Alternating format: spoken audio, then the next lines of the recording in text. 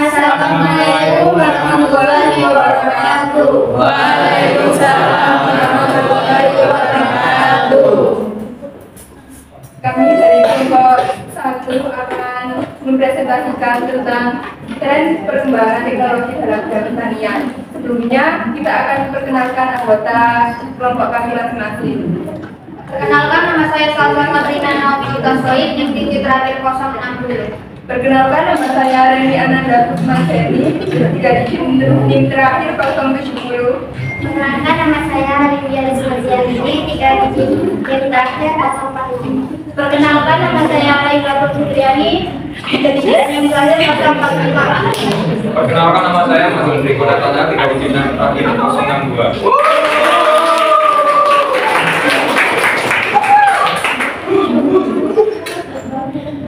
Baik, di sini saya akan menjelaskan tentang perkembangan teknologi dalam bidang pertanian. Perkembangan teknologi pertanian saat ini mencakup inovasi digital, sensor, IoT, dan kecerdasan buatan untuk memungkinkan pemantauan yang lebih akurat dan pengelolaan sumber daya yang lebih efisien sambil mendorong pertanian berbasis data dengan analisis data dan pemodelan cuaca yang canggih.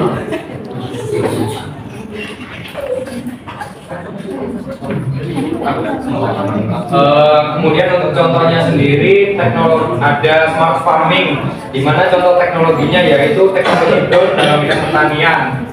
Yang pertama teknologi drone untuk pemantauan kesehatan tanaman. Jadi hal ini memudahkan petani untuk memantau tanaman mereka yang sedang dalam proses pertumbuhan, sehingga mereka dapat menangani permasalahan yang ada dengan cepat untuk menyelamatkan tanaman. Yang kedua ada teknologi drone untuk penanaman dan pembibitan.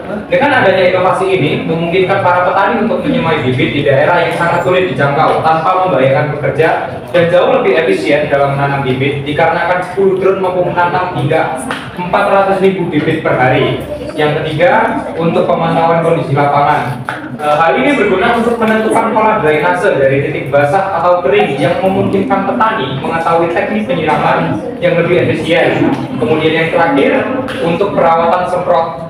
Penyemprot drone ini secara otomatis dapat memandu ke area yang sangat sulit dijangkau, seperti ladang teh di ketinggian yang curam.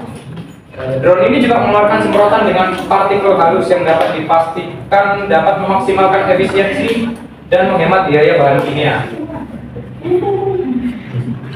Selanjutnya ada faktor pendukung inovasi teknologi dalam bidang pertanian.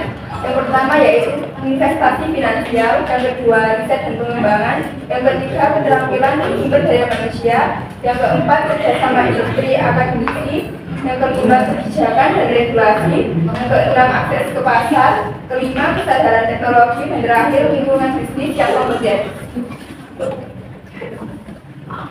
Selanjutnya ada dampak perkembangan teknologi dalam bidang pertanian. Pertama, peningkatan produktivitas.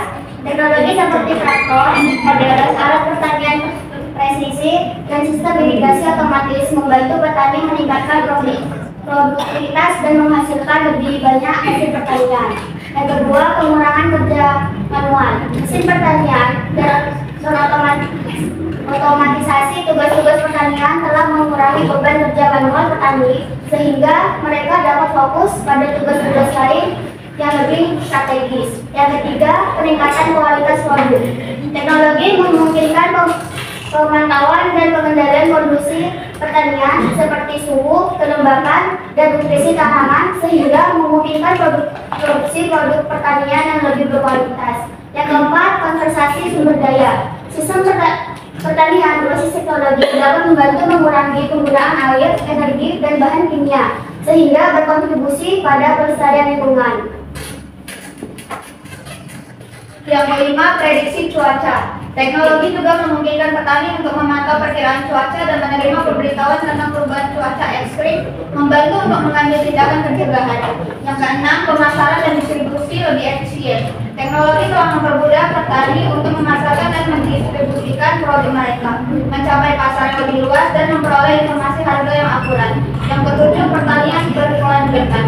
Inovasi teknologi mendukung pendekatan pertanian berkelanjutan dengan mengintegrasikan praktik-praktik ramah lingkungan seperti pertanian organik, pemupukan presisi, dan penggunaan pestisida yang lebih bijak. Ya. Demikian presentasi dari kelompok 1. Apakah ada yang ditanyakan?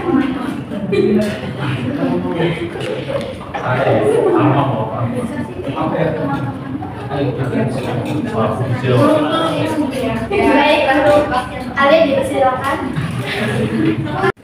Perkenalkan, nama saya Teresa Kusing, di tim kreatif saya 059. Di sini saya ingin bertanya, mengapa perkembangan teknologi pertanian berkaitan erat dengan pertumbuhan ekonomi negara?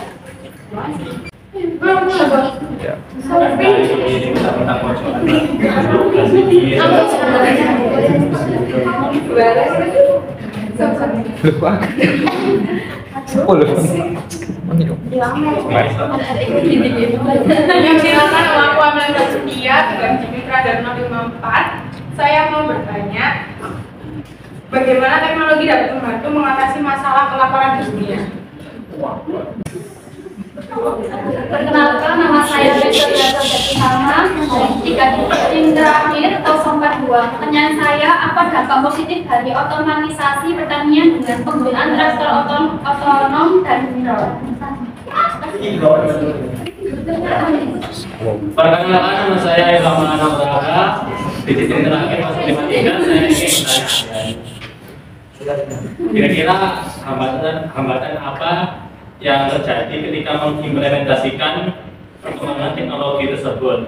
Terima kasih. Baik, saya akan menjawab pertanyaan tentang mengapa perkembangan pertanian berkaitan dengan pertumbuhan ekonomi negara.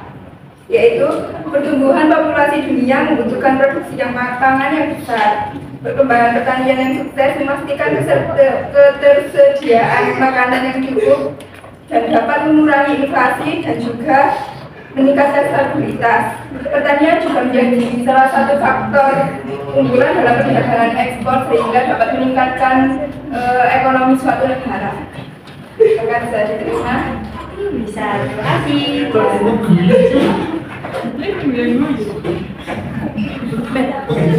Oke, perkenalkan, nama saya Salsatina Naomi Utasoi. Saya akan menjawab pertanyaan dari Maiselda. Bagaimana teknologi dapat membantu mengatasi masalah kelaparan di dunia? Itu karena sistem distribusi digital dapat membantu meningkatkan produksi pangan, mengurangi pemborosan dan memperluas akses stok pangan di wilayah yang terpinggirkan. Sudah terjawab?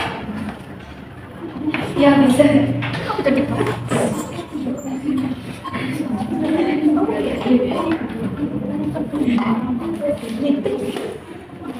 Baik, saya akan menjawab pertanyaan dari Amelia. Apa dampak positif dari otomatisasi pertanian dengan penggunaan traktor otonom dan drone? Jawabannya adalah otomatisasi pertanian dapat meningkatkan efisiensi, mengurangi biaya dan meminimalkan risiko kesalahan manusia yang pada kenyataannya dapat meningkatkan hasil panen dan kelanjutan pertanian. Apakah bisa? Baik, saya di sini akan menjawab pertanyaan dari Ilham. Hambatan pertama itu biaya tinggi, kedua kurangnya akses ke teknologi, tiga kurangnya pendidikan dan pelatihan, keempat perubahan budaya di kampung, kelima ketidakpastian cuaca, keenam kesulitan keuangan, ketujuh kebijakan dan regulasi, kedelapan ketergantungan pada teknologi, kesembilan masalah keamanan data, 10 dampak lingkungan. Apakah bisa diterima? Bisa. Ya, sekian presentasi kelompok dari kelompok